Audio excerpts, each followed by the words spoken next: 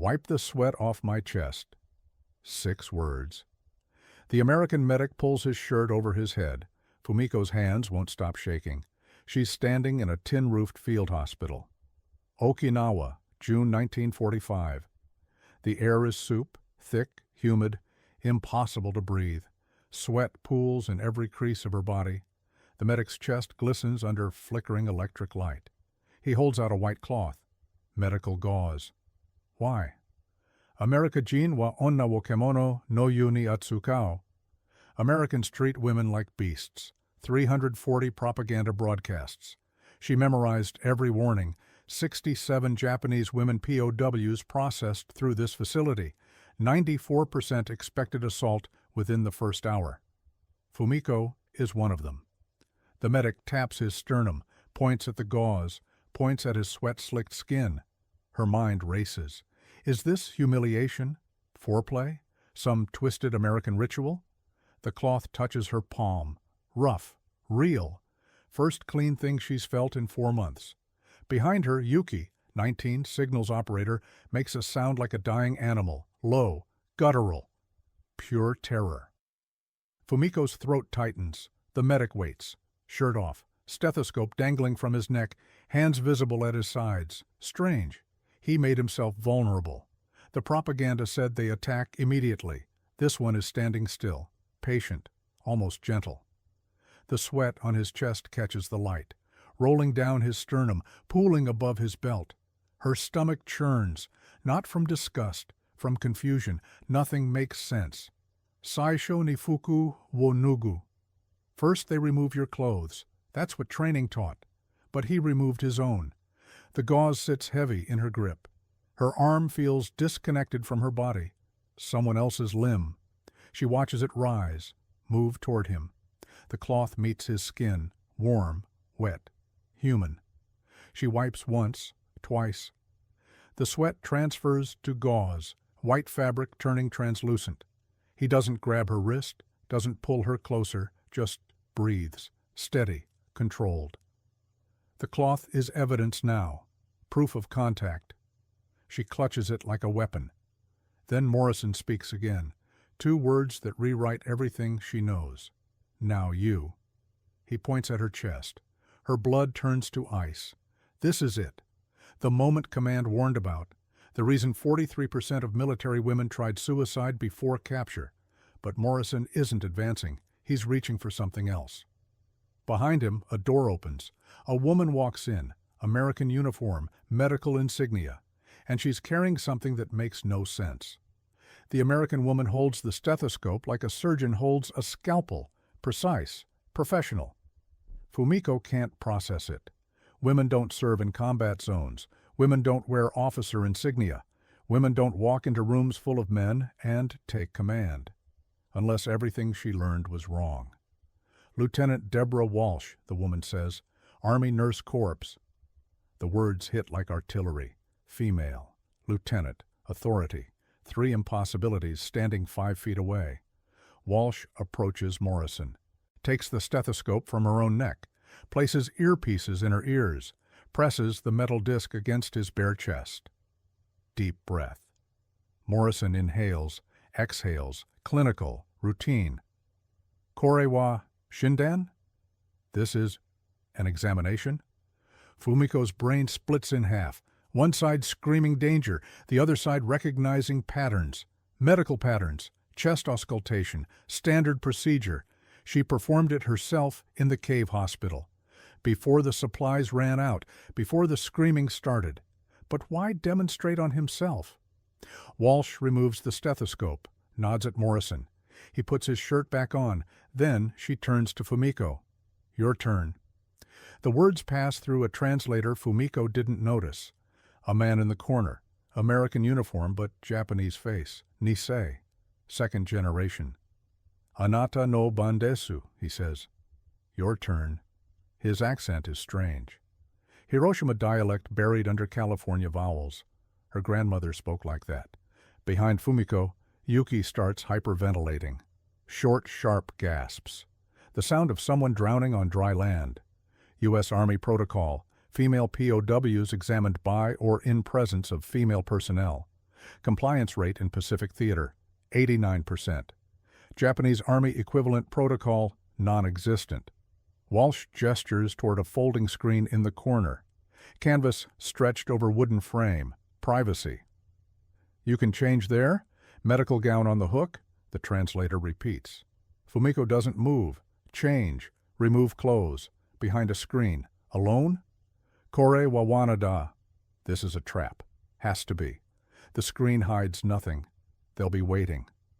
The moment she's vulnerable, Walsh does something impossible. She bows. Not perfect, not Japanese, but recognizable. A gesture of respect learned from someone who knew its weight. Take your time, Walsh says. No rush. The translator's voice cracks on the last word. Fumiko notices his hands trembling. Worse than hers. Why is the American shaking? The white gauze is still in her grip, damp with Morrison's sweat. Evidence. Proof. First point of contact. She looks at the screen, at Walsh, at the trembling translator. Then Yuki screams. Yuki's scream tears through the humid air like shrapnel. Not pain, not fear, something older, deeper. The sound of a mind snapping under pressure it was never designed to handle. She's pointing at Walsh, at the stethoscope, at the privacy screen. Dame, Kaibu Suru. No, they'll dissect us. Fumiko's stomach drops. The rumor. She forgot about the rumor. Whispered through cave hospitals. Passed between wounded soldiers. Americans dissect prisoners alive. Cut them open for medical research. Harvest organs while hearts still beat. Yuki heard the same broadcasts. 340 propaganda messages. 47 variations. One specific warning repeated 18 times. Americans perform live dissections on captured women. Total fabrication. Zero evidence. 100% penetration among Japanese military personnel. Yuki believed it. Now, she's clawing at her own throat, trying to find the artery, trying to end it before they start cutting. Morrison moves fast. Medical training. He grabs her wrists, pins them to her sides. Professional restraint, not violence. But Yuki doesn't see a medic. She sees a butcher. Tasukete! Tasukete! Help me! Help me! The translator rushes forward, face pale, hands still trembling. Nobody will hurt you, he says in Japanese. This is medical examination, standard procedure, nothing more. Yuki isn't listening, can't listen. Her brain is locked in survival mode. Every American face is a threat. Every medical instrument is a torture device. Walsh stays back. Smart, no sudden movements. Get Chaplain Rodriguez, she tells Morrison. Now. Chaplain, religious personnel. Why? Fumiko watches Yuki thrash, watches Morrison hold firm without hurting, watches Walsh keep distance. Something clicks. They're being careful, deliberately careful.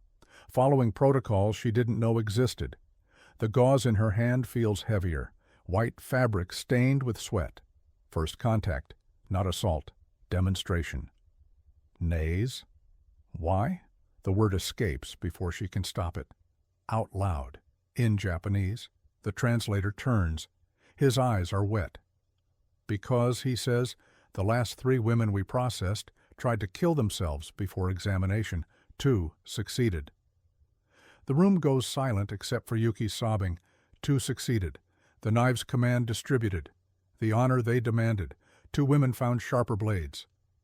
Fumiko looks at her own palm, the scar running from thumb to wrist. Her attempt.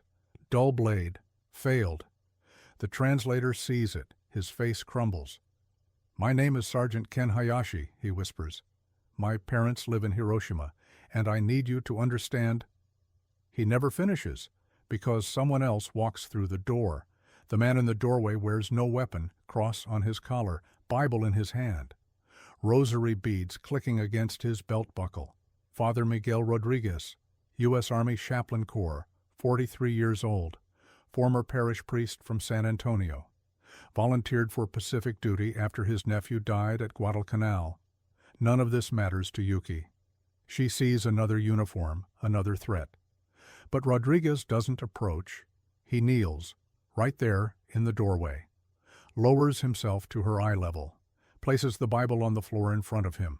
Then he starts singing. Not English, not Latin, Japanese. Umi Yukaba, Mizuku Kabane, the naval hymn. Every Japanese soldier knows it. Every child learns it. The melody of sacrifice, honor in death. Yuki's thrashing slows. Rodriguez's pronunciation is terrible. Mangled vowels, wrong emphasis. But the melody is unmistakable, a song she sang in training, in the cave, while patients died around her. An American priest singing a Japanese death hymn. Naze kore wo shitta iru? Why does he know this? Fumiko's question hangs in the air. Hayashi translates. Rodriguez answers without stopping the song, words woven between verses. Learned it from a POW last month. Name was Corporal Tanaka, 19 years old. Tried to hang himself with bootlaces. I cut him down. He taught me the song while recovering. Tanaka survived. The information doesn't compute. Japanese soldiers don't surrender, don't survive capture, don't teach Americans their sacred hymns. Unless the propaganda lied about that too. Rodriguez finishes the verse. Silence floods the room. Yuki's breathing steadies. Morrison releases her wrists slowly. Nobody here will hurt you, Rodriguez says through Hayashi. I swear on my faith, on my God, on my mother's grave. Yuki stares at him, eyes red, face wet, 19 years of certainty dissolving like salt in rain. Shinjirare I can't believe you, Rodriguez nods. I know, you don't have to believe me. Just watch. Watch what happens. Watch how we treat you. Then decide. The white gauze is still in Fumiko's grip. Third person to notice it, first to understand its significance. You've already started, Rodriguez says, gesturing at the cloth. First contact, first test. Did he hurt you?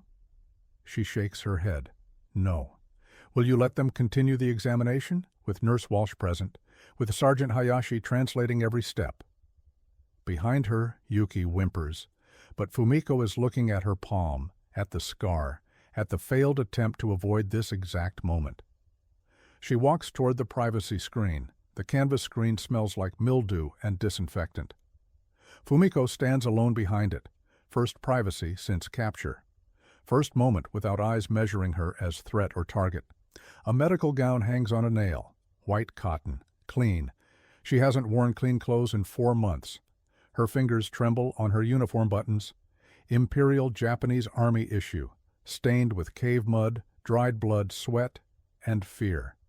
The fabric clings to her skin like a second layer of shame. 1 button, 2, 3. The uniform falls.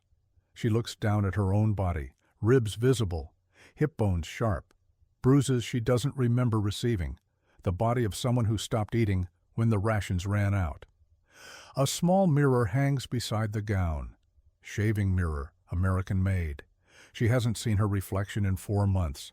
The face staring back isn't hers. Hollow cheeks, sunken eyes, a cut on her jaw that healed wrong, raised scar tissue, pink against yellow pale skin. Kore Gawatashi? This is me? War did this, not Americans. War. She reaches for the gown, clean cotton against her fingertips. The texture almost hurts. Too soft, too gentle. Outside the screen, voices murmur, Walsh giving instructions, Hayashi translating, Rodriguez praying quietly with Yuki. The white gauze sits on a small table beside her. She placed it there without thinking. First contact. First proof. Morrison's sweat. His vulnerability demonstrated, his chest exposed before asking to see hers. The logic clicks. Medical protocol. Demonstrate on self first, reduce patient fear, standard practice. She learned it too, before the cave, before everything collapsed. But Japanese medical training never included male doctors demonstrating on themselves for female patients. The concept didn't exist. Modesty was the patient's problem to manage. Here, modesty is the doctor's responsibility. Chigao. Different. Everything is different. She pulls the gown over her head, white cotton settling against damaged skin. The fabric is loose, room to breathe. Her uniform lies crumpled on the floor. Imperial insignia face down in the dirt. Fumiko looks at it, the uniform that defined her, the identity she wore into hell. She doesn't pick it up. Behind the screen, she hears footsteps, Walsh approaching. "Ready?" Hayashi translates. Fumiko's hand finds the gauze again, grips it like a talisman. "Yes." She steps around the canvas. Walsh stands waiting, stethoscope ready, professional expression, no hunger in her eyes, no cruelty, just a nurse, just an examination, just everything the propaganda promised would never happen. Morrison gestures to an examination table. "Please," he says. "Sit." And then Fumiko sees the second mirror. The mirror is full length, cracked down the middle, salvaged from some bombed-out Okinawan home, propped against the examination room wall. Fumiko freezes. The woman in the reflection wears white. Medical gown, clean. The woman in the reflection looks like a patient, not a prisoner, not an enemy. Walsh notices her staring. "Recovered it last week," she says through Hayashi. "Thought the women might want to see themselves before and after." Before and after what? Fumiko approaches the mirror. Her bare feet slap against concrete. Cold, solid, real. The reflection shows everything. Collarbones jutting, arms thin as bamboo poles, legs that barely held her upright during the march from the caves. But also, clean gown, combed hair. Someone bothered to place a comb beside the privacy screen. She used it without thinking, small kindnesses, accumulating. Nei's Coco made suru? Why go this far? Walsh hears the question through Hayashi. Her answer is simple. "Because you're patients now, not combatants." The distinction hits like a grenade. Patients, medical status, protected category, different rules, Geneva Convention protocols. POWs requiring medical attention must receive same standard of care as capturing Army's own soldiers. No distinction by nationality, no distinction by gender. Fumiko didn't know this. Japanese training never mentioned it. 89% of U.S. facilities in Pacific Theater maintained full compliance. The remaining 11% faced courts-martial. Courts-martial. Americans prosecuting Americans for mistreating Japanese prisoners. Uso da. It's a lie. Has to be. But the mirror doesn't lie. She's standing in a clean gown, in a facility with electricity, with female medical staff, with a chaplain comforting Yuki in the corner. Morrison approaches slowly, stethoscope in hand. "May I?" Hayashi translates.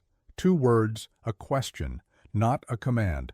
Permission. He's asking permission. Japanese military doctors never asked. They ordered. Patients complied. Modesty was weakness. Here, modesty is respected. Fumiko looks at the gauze still clutched in her fist. White fabric, Morrison's sweat, first contact, evidence of demonstration, of patience, of a protocol designed to reduce fear. Her hand opens. The gauze falls to the floor. Yes. Walsh nods, moves behind Fumiko, positions herself where she can see everything Morrison does. Witness, chaperone, protection. The stethoscope touches Fumiko's back. Cold metal, gentle pressure. Deep breath.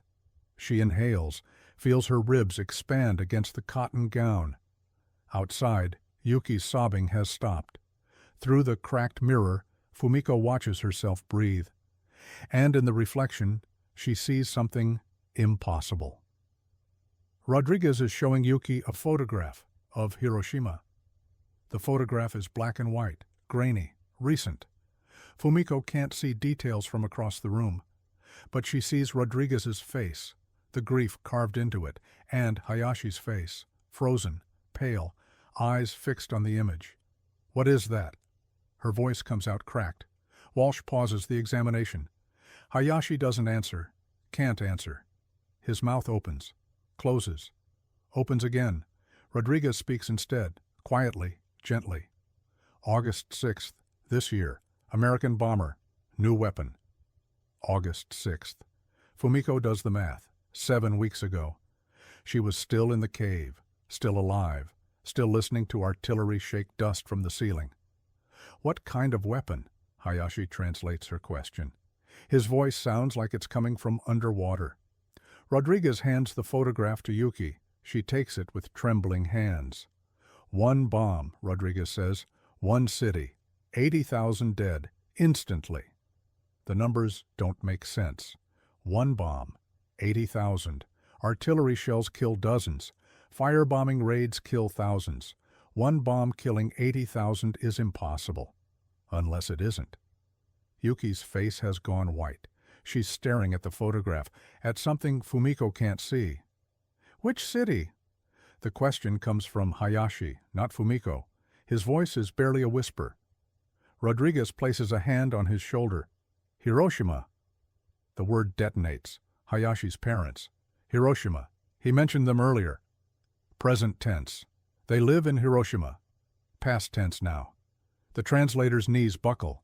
Rodriguez catches him, guides him to a chair. The photograph falls from Yuki's grip.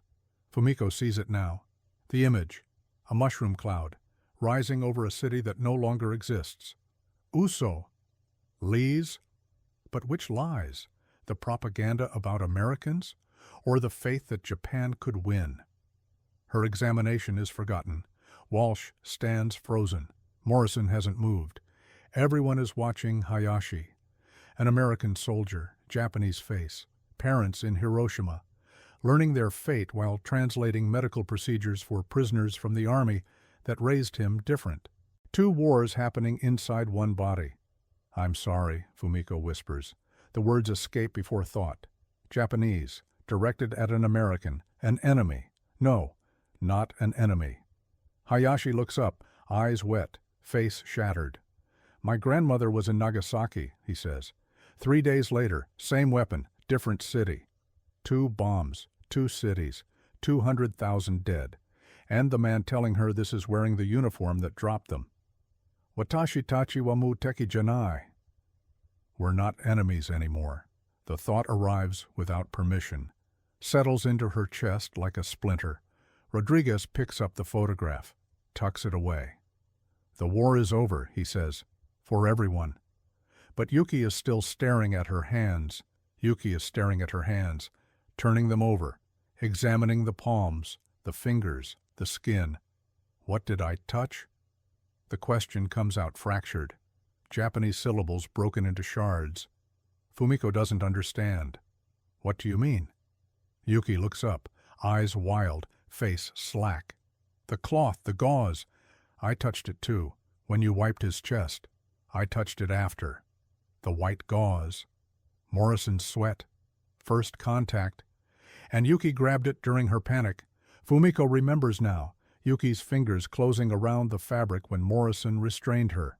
So? So what if it's poisoned? What if this is how they do it? Slow contamination, chemical weapons. They make us touch things and... Yuki? And we don't know what's in it. We don't know anything. They could be testing on us right now and we wouldn't even... Yuki. Fumiko crosses the room, grabs Yuki's wrists, forces her to stop clawing at her own palms. It's gauze, medical gauze, cotton and nothing else. How do you know? Because I was a nurse. I know what gauze looks like, smells like, feels like. Yuki's breathing is ragged, hyperventilating again. You were Imperial Army. They were trained to lie. The accusation lands like a slap. Anata mo onaji kunren wo uketa. You received the same training, both of them, trained by the same propaganda machine, fed the same lies, shaped into the same frightened animals. Walsh approaches slowly, holds up a fresh piece of gauze, identical to the first. Watch, she says through Hayashi. She tears the gauze in half, places one piece on her own tongue, swallows. Cotton, she says, nothing else. Yuki stares. Walsh tears the remaining piece, hands it to Fumiko. You do it. Show her. Fumiko looks at the gauze, white, clean, harmless. She places it on her tongue, tasteless. She swallows. Nothing happens. Yuki's eyes fill with tears. I want to believe you, she whispers. I want to believe everything is different. Rodriguez steps forward, speaks through Hayashi. Belief takes time. We don't expect it today. We don't expect it tomorrow. We only ask you to watch, to witness, to let evidence replace fear. Shuko ga kyu fu ni kawaru. Evidence replacing fear. Fumiko thinks about the mirror, the gown, the stethoscope, the chaplain, singing Japanese hymns, the translator whose family turned to ash. Evidence, accumulating. But Yuki is still staring at her hands. There's something else, she says. Something I haven't told you. Her sleeve pulls back. The scar on her wrist is fresh. The scar is 3 days old. Pink tissue, raised edges, still healing. A vertical line from wrist to forearm. Yuki didn't try to kill herself before capture. She tried after. When? Fumiko's voice comes out hollow. Third night, in the holding area. They gave us blankets, real blankets, clean. Fumiko remembers. Wool blankets distributed at the processing center. First warmth since the cave. I didn't understand, Yuki continues. Enemies don't give blankets. Enemies don't provide comfort. So I thought... She stops, swallows. I thought it was fattening, like livestock before slaughter. Kachiku wo korosu mai ni koe sasaru. Fatten the livestock before killing. The logic is insane and perfectly rational. When every piece of information screams danger, kindness becomes the most terrifying threat. 43% of captured Japanese military women attempted suicide before examination. Yuki became part of a different statistic. 12% attempted after, because sometimes hope is harder than despair. Walsh kneels beside Yuki, examines the scar without touching. Who treated this? Hayashi translates. Yuki's answer is quiet. American medic. Found me in the morning. Bandaged it. Didn't report me. Didn't report. Medical personnel required to document self-harm. Protocol violation. Career risk. Someone broke rules to protect her. Which medic? Yuki looks at Morrison. He's standing by the door, face carefully neutral. Him. Morrison doesn't react, doesn't defend himself, just stands there, waiting. Rodriguez speaks, soft, pastoral. He sat with you for 6 hours after. Do you remember? Yuki shakes her head. You were sedated, for your safety. He stayed anyway, read letters from his daughter, out loud. In English you couldn't understand, just so you wouldn't be alone. Nays? Why? Morrison finally speaks, through Hayashi. My wife died of tuberculosis, 1943. I couldn't save her, but I can save you. The room goes silent. Fumiko looks at Morrison, at Walsh, at Rodriguez, at Hayashi, still processing his own grief. 4 Americans, 4 different wounds, 4 reasons to hate, 4 choices to heal instead. I don't understand, Yuki whispers, any of this. Neither do we, Walsh answers. War doesn't make sense. But medicine does, healing does. That's what we have. Fumiko reaches for Yuki's hand, the scarred one. We're still here, she says, both of us, despite everything. Yuki's fingers close around hers. The white gauze lies forgotten on the floor, but its purpose is complete. First contact, first proof. Now something else begins. Rodriguez picks up his Bible. Shall we continue? 3 weeks pass. Fumiko gains 8 pounds. Yuki gains 6. The other women in the facility, 63 total, begin to change shape, flesh returning to bone, color returning to skin. Medical examinations continue, daily, routine, boring. Boring is revolutionary. The propaganda promised torture.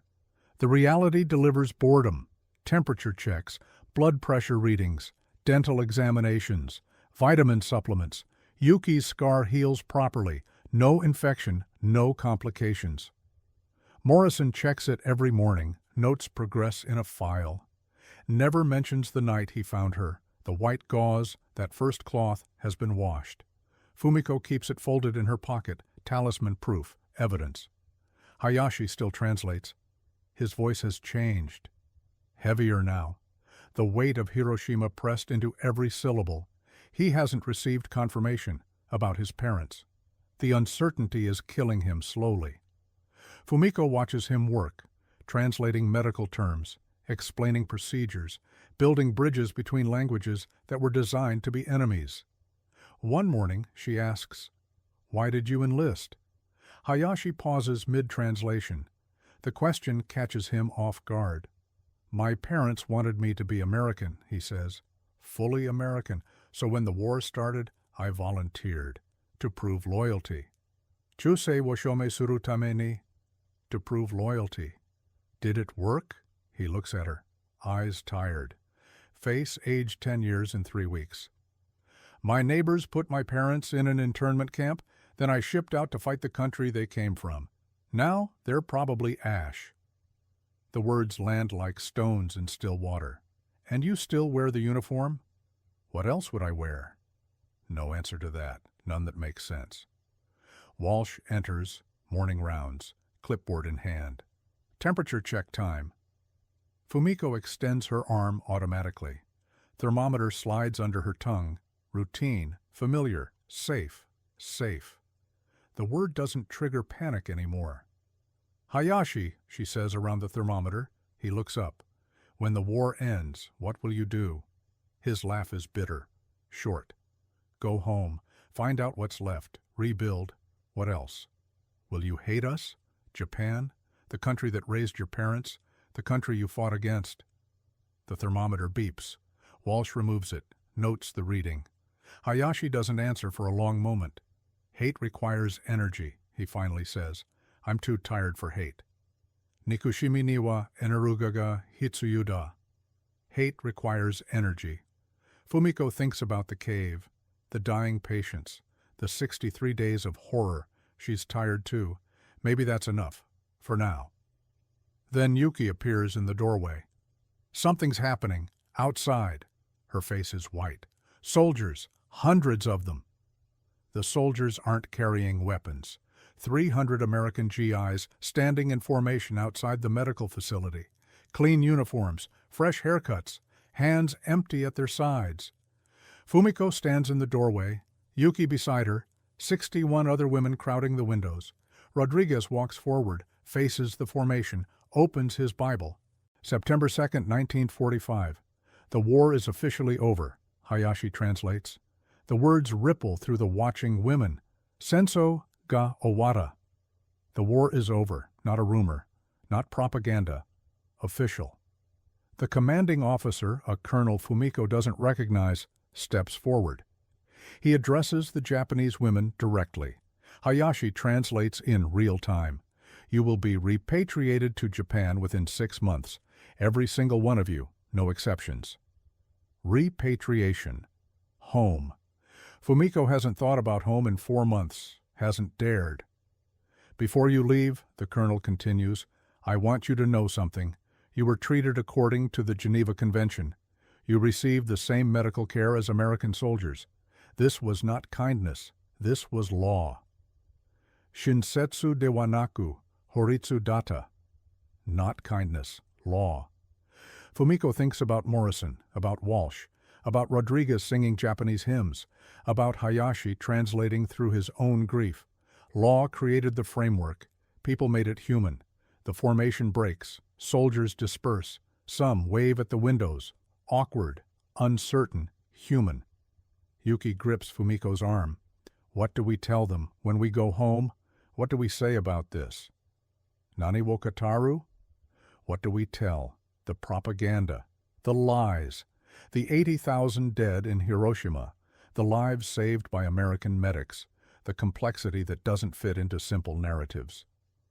Fumiko reaches into her pocket, pulls out the white gauze, washed clean now, no trace of Morrison's sweat.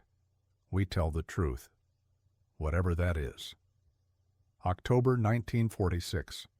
Fumiko returns to Japan, becomes a nurse at a Tokyo hospital, never speaks publicly about her captivity, but she keeps the cloth. 44 years later, a museum curator finds it in her possessions, asks about its significance. Fumiko is 70 years old, hands spotted with age. "First touch," she says. "First proof that enemies could be human."